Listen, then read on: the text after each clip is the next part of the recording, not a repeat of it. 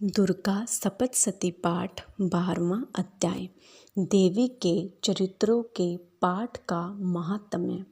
देवी बोली, हे देवताओं, जो मनुष्य इन स्तोत्रों द्वारा एकाग्रचित्त होकर मेरी स्तुति करेगा, मैं उसके संपूर्ण कष्टों को निसंदेह हर लूँगी। मधु कैटभ के नाश, महिषासुर के वध और शुंभ तथा निशुंभ के वध की जो मनुष्य कथा कहेंगे, मेरे महात्म्य को अष्टमी, चतुर्दशी व नवमी के दिन एकाग्रचित्त से भक्तिपूर्वक सुनेंगे, उनको कभी कोई पाप न रहेगा। पाप से उत्पन्न हुई विपत्ति भी उनको न सताएगी। उनके घर में दरिद्रता न होगी और न उनको प्रियजनों का बिछोह ही होगा। उनको किसी प्रकार का भय न होगा। इसीलिए प्रत्येक मनुष्य को भक्तिपूर्वक मेरे इस कल्याणकारक महात्म्य को सदा पढ़ना और सुनना चाहिए। मेरा यह महात्म्य महामारी से उत्पन्न हुए संपूर्ण उपद्रवों को एवं सभी प्रकार के उत्पातों को शांत कर देता है।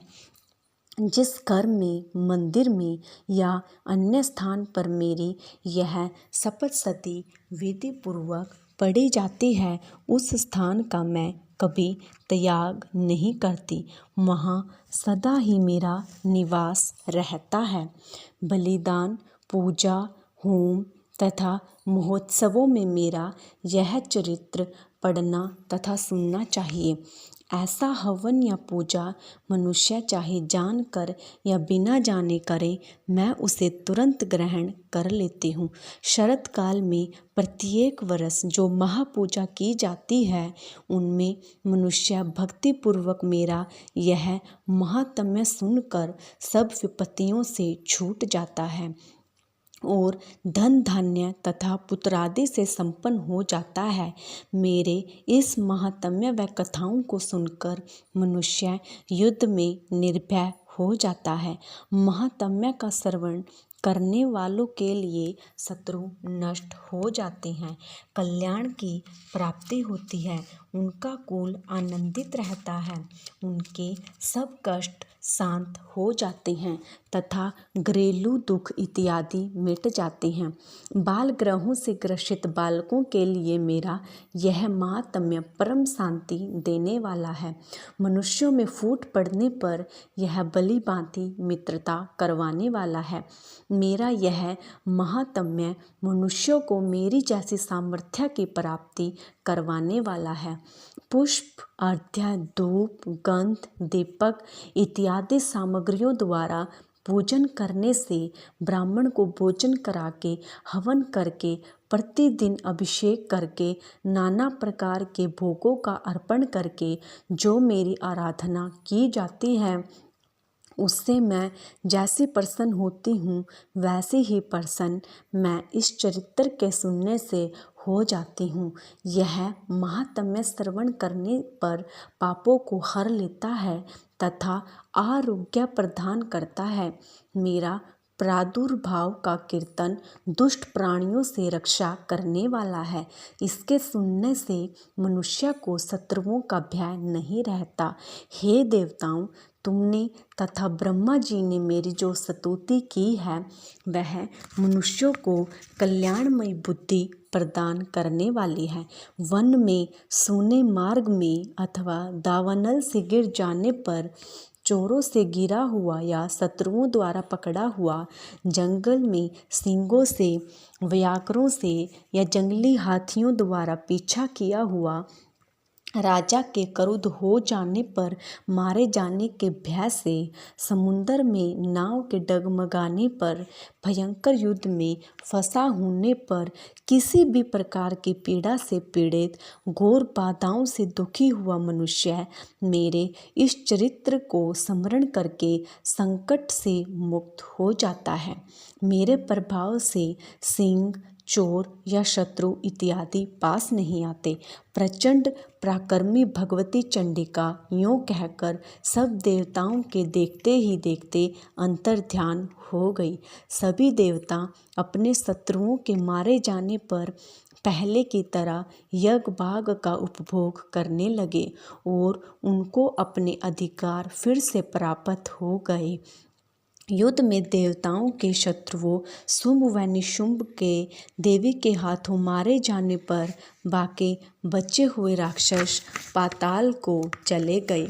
हे राजन, इस प्रकार भगवती अंबिका नित्य होती हुई भी बारंबार प्रकट होकर इस जगत का पालन करती है, जगत को मोहित करती है, जन्म देती है और प्रार्थना करने पर समृद्धि प्रदान करती है।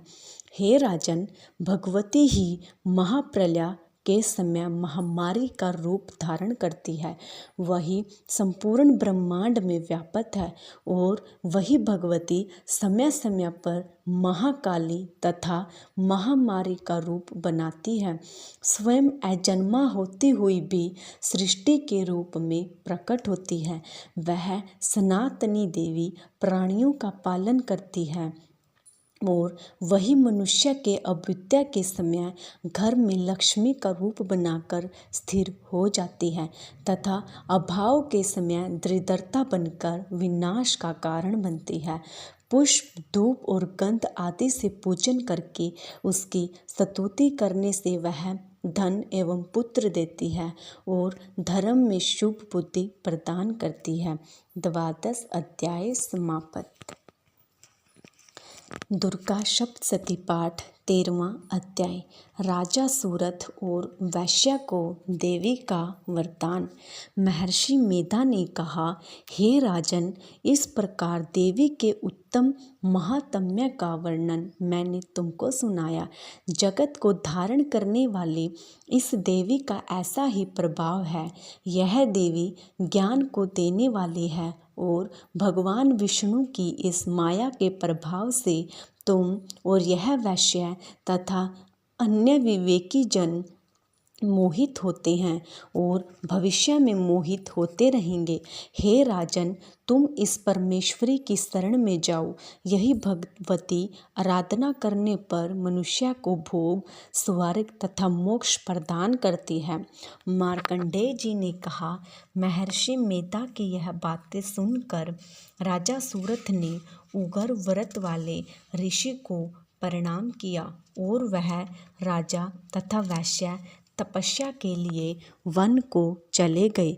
वे दोनों नदी के तट पर आसन लगाकर भगवती के दर्शनों के लिए तपस्या करने लगे।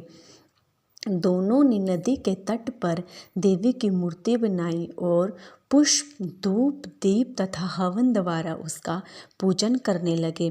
पहले उन्होंने आहार को कम किया, फिर बिल्कुल निराहार रहकर भगवती में मन लगाकर एकाग्रता पूर्वक उसकी आराधना करने लगे। वह दोनों अपने शरीर के रक्त से देवी को बलि देते हुए 3 वर्ष तक लगातार भगवती की आराधना करते रहे। 3 वर्ष के पश्चात जगत का पालन करने वाली चंडिका ने उनको अपने प्रत्यक्ष दर्शन दिए। देवी बोली, हे राजन तथा अपने कुल को प्रसन्न करने वाले वैश्या, तुम जिस वर की इच्छा रखते हो वह मुझसे मांगो। वह वर मैं तुमको दूंगी क्योंकि मैं तुम पर अत्यंत प्रसन्न हूँ। यह सुनकर राजा ने अगले जन्म में नष्ट न होने वाला अखंड राज्य और इस जन्म में बलपूर्वक अपने शत्रुओं को नष्ट करने के पश्चात अपना पुनः राज्य प्राप्त करने के लिए भगवती से वरदान मांगा। वैश्य ने भी, जिसका चित्त संसार की ओर से विरक्त हो चुका था, भगवती से अपनी ममता, अहंकार और आसक्ति को नष्ट कर देने वाले ज्ञान को देने के लिए कहा। देवी ने कहा, हे राजन, तुम शीघ्र ही अपने शत्रुओं को मारकर पुनः अपना राज्य प्राप्त करोगे। तुम्हारा राज्य स्थिर रहने वाला होगा। फिर मृत्यु के पश्चात आप सूर्य देव के अंश से जन्म लेकर सावर्णिक मनु के नाम से इस पृथ्वी पर ख्याति को प्राप्त होंगे। हे वैश्य कुल में श्रेष्ठ, आपने मुझसे जो वर मांगा है वह आपको देती हूँ। आपको मोक्ष के देने वाले ज्ञान की प्राप्ति होगी। इस प्रकार उन दोनों को मनवांछित वर प्रदान कर तथा उनसे अपनी स्तुति सुनकर भगवती अंतर्ध्यान हो गई। क्षत्रियों में श्रेष्ठ वह राजा सूरथ भगवान सूर्यदेव से जन्म लेकर इस पृथ्वी पर सावर्णक मनु के नाम से विख्यात हुए। त्रयोदश अध्याय समाप्त।